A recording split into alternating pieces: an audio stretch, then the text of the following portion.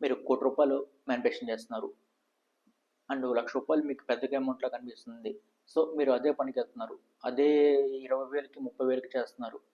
So, అది మీకు రియాలిటీగా అనేది రాదు. ఎందుకంటే మీరు ఒక 30,000ని, రూ. 1,00,000 పెద్ద అమౌంట్‌లా చూస్తున్నారు.